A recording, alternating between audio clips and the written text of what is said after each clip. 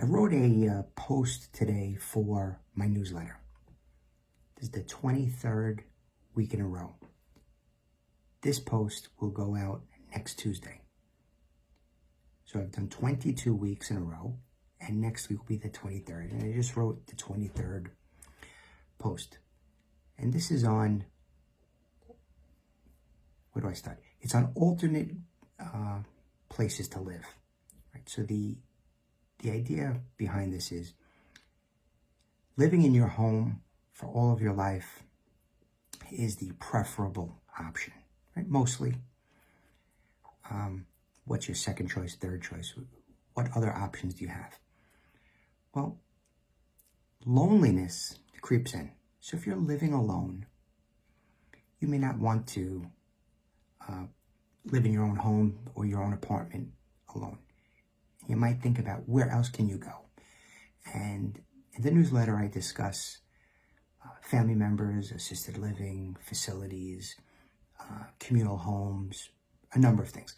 So I decided that I'm going to make this a series of posts on alternate life choices, right? Alternate places to live. So the first alternate living arrangement that I'm going to discuss is living with family members, right?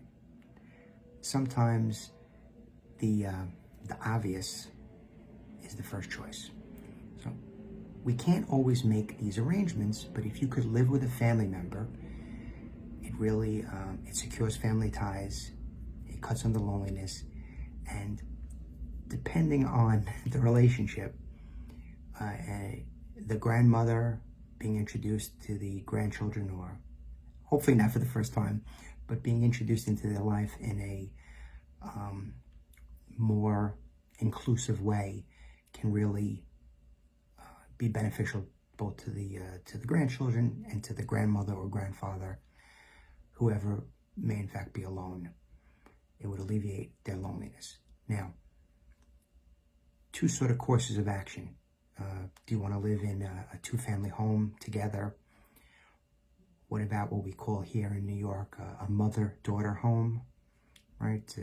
It's an expression. It's a term for a large enough one family that would support two different families, or a family and one other person. How about a guest room that blossoms into something more permanent? Or the other approach might be for the caretaker child, adult child, to move into the home of the parent. So for the alternate living arrangement situation, that's the first one I'm going to speak about, and that's what I have for today.